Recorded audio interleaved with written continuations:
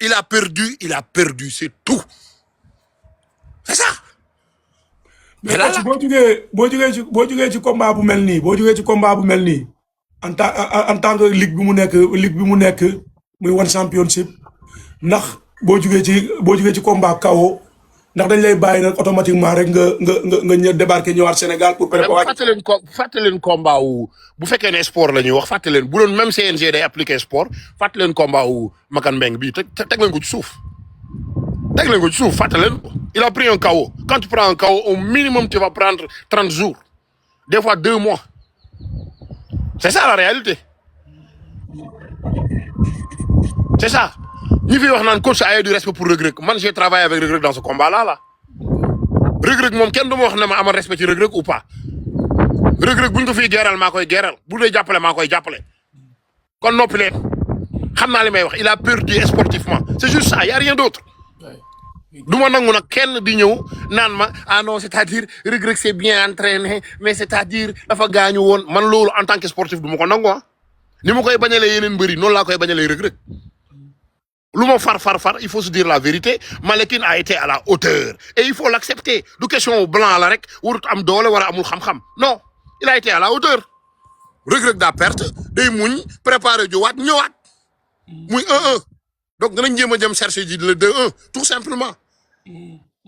c'est ça la réalité. sonal ngeen ñëw di tegee émotionnel. kon am na ay opportunité pour xeexaat ak waa ji plusieurs fois. mais mi ngi ci biir ligue bi kenn génnewu ko ligue bi waaw na demaat jëlaat keneen jóge fa ñëw laajaat ceinture bi mais ça fonctionne comme ça ku xamee sport xam ne noonu lay demee quand même ku xamee sport xam nga ne noonu lay demee su ma taaloon live Reug Reug ñëw même chose bi laay waxaat dama ne ce combat là Malekin est à la hauteur comparé à Reug Reug et c'est très normal dama lay waxaat ne la ci pied-point maanaam taxaw dóorante xeex mais Malekin a toujours été à la hauteur que Reug Reug c'est très normal il a plus d'expérience c'est très normal. mais coach noo gisee Reug Reug progression bi nga xam ne ni def na ko ndaxte saa su daan combat daan teg garde normal tey ñu gis mu teg fausse garde pour empêcher tey li nga xam ne ni moom mooy fort Malekin ba tey ji ñu gis Reug Reug di def ay jàpp mais avant yu baax yoo xam ne ni tey gis nañ ni que daan ko woon def.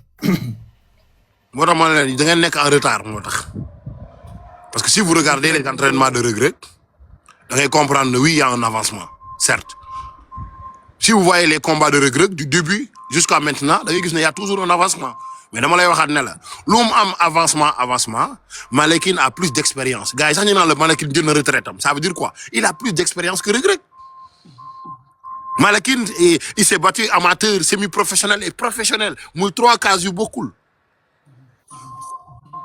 yaa ngi comprendre Sénégalais moo war a bàyyi émotionnel bàyyi leen émotionnel Reug Reug dafa perte comme ni Francis Ngannou di perte comme ni keneen ak keneen di perte mais c'est normal Francis Ngannou dafa ñëw Anthony Joshua kawo ko mais c'est pas un problème lu mu def dafa remonter la pente dem gañewaat keneen mais c'est comme ça les sports en fait. macha allah mu nekk ay kàddu yoo xam ne ni kàddu yi am solo la abo fiw coach ñu bëri ñu ngi jugé ni que Reug Reug côté physique bi dafa gaaw a sonn. ñu ne Reug Reug dafa gaaw a sonn ci combat bi noo gisee loolu.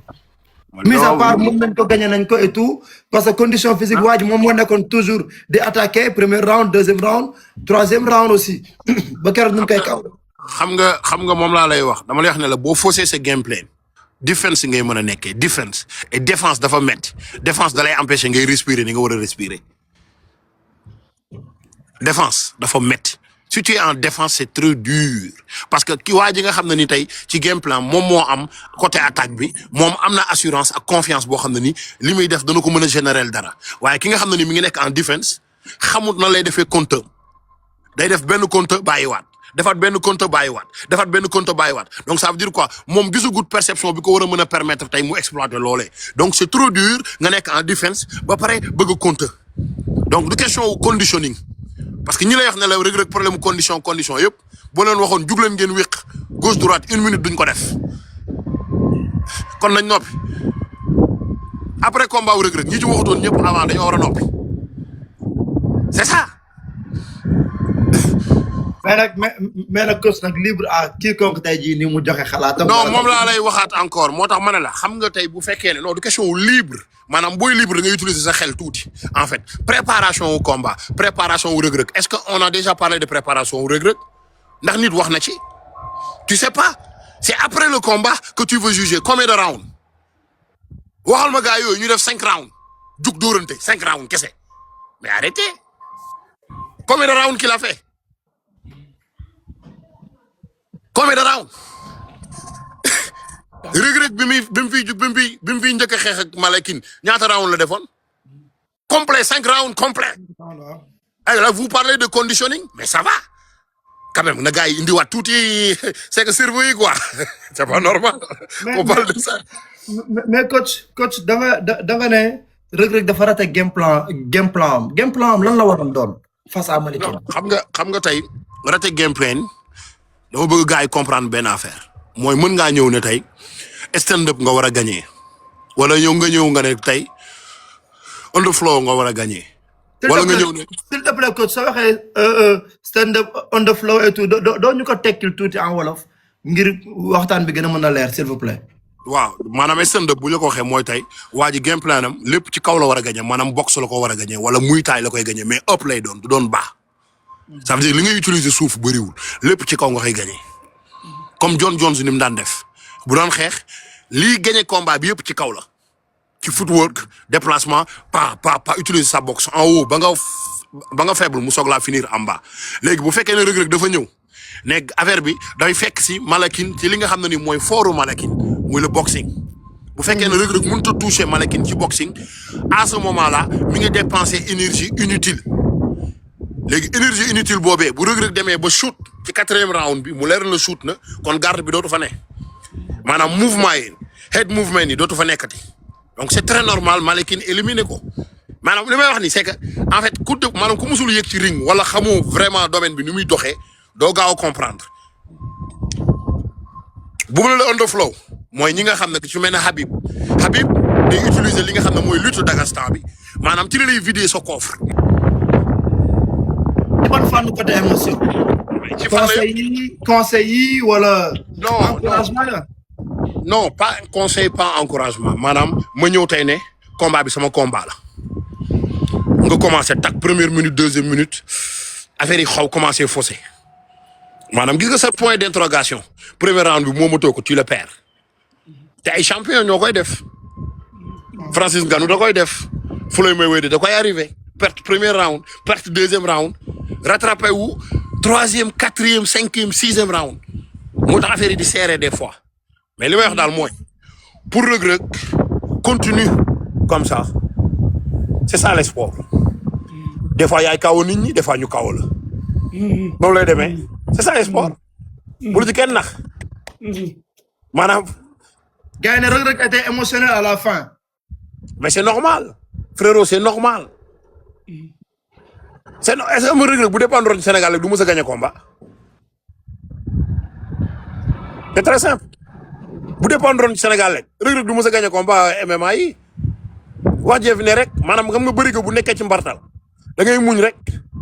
mais en réalité wax ma kal moo ciy def plateau kal mooy jéem a instaurer booy ñu rentrer ci MMA bi ñu wan leen yoon bu clair parce qu'on n'a pas un pays qui pense positivement tout simplement loolu kese la mais dama lay wax ne la. kon su ma la déggee kon moment bi ñu nekk waroon nañ intégrer MMA bi fii nii Sénégal bu baax a baax ba ku ci ne bépp jeune boo xam ne bëgg na ci virer rek nga virer ci pratiquer ko. bëgguñu suñ booy réussir ci sport le Sénégal préfère que suñ booy yi dooni agresseur le Sénégal préfère que suñ booy yi mën a wër di tàllal loxo c'est exactement ça tey on a des femmes au niveau du Sénégal yoo xam ne nii ñi nga def MMA bi mais pour ñu jàppale leen rek c'est un problème déjà problème la déjà xoolal taekwondo au Sénégal xoolal karaté au Sénégal xoolal kickboxing au Sénégal pourquoi on n'en parle pas lu tax duñ dem foofu jël fa ay boy yoo xam ne nii da lay leer na bi ñu am 4 ans 5 ans lañ commencé defee sport bi ñu jël leen favoriser leen former leen jàppale leen pour ñu mën a dugg ci MMA bi mais on le fait pas maintenant Reug Reug mi góorgóorlu en tant que mbër ba ñëw ba décrocher ceinture am On n'a plus rien à le dire. On va le dire chapeau, mon frère. Tout simplement, on va le dire chapeau. Moi, dans mon lay wax ne la, bu leen ci dugal émotionnel. C'est comme ça que Reug Reug va apprendre. Perte, tu gagnes. Tu perds, tu gagnes. Tu gagnes, tu gagnes, tu gagnes, tu perds. Amu mënoo maa limal champion du monde fii ci MMA bi ñu ne la waa ji c'est rare ñu ne la waa ji pertut su pertut amateur perte na semi-professionnel ou pertut semi-professionnel perte na professionnel mais c'est exactement comme ça que ça fonctionne. Mais ce qui est très important, mais le courage, la résilience, ce qui doit te fonder et former que tu deviens la personne que tu dois être sans autant dépendre des autres ou les paroles des autres. C'est très simple. Quand Reug Reug bu entraîné nii jërul wax li nga entraîné rafet na pour man. C'est normal, c'est son travail. Il a été payé pour ça. Il ne veut pas se faire humilier, il a qu'à s'entraîner. C'est très simple. Mais loolu mooy sport. Amul ay motif. ban conseil nga koy jox coach parce que jóge na ci combat bi gars ñu ngi naan dafa war a concentré wu focus si MMA bi représenté bu baax a baax le Sénégal ñii naan tey jii ni saay dafa war a concentré wu si lamb ji ba keroog muy doon roi des arènes off lamb ji ban conseil ngay jox Reug Reug ndax day continuer lamb ji MMA bi wala day continuer les deux ban conseil nga koy jox. laajal ñooñu kan mooy jox Reug Reug dépense am këram kenn joxu ko ci dépense am këram bi entraîné Dubaï kenn fayalu ko appartement buy Reug Reug di nekk ci ay guuta kenn fayalu ko te saa buñ taxee pour xas ko ci lamb amul kenn ci ñoom kuy taxaw di ko défendre donc nañ arrêté à la place ñu xool lu Reug Reug war a defi ñoom nañ xool luñ defi parce que Reug Reug mi ngi ci yoonam mi ngi dem na qu'importe gagner perte c'est lui qu'on paye hein. C'est lui qu'on affiche c'est lui qui est devant la scène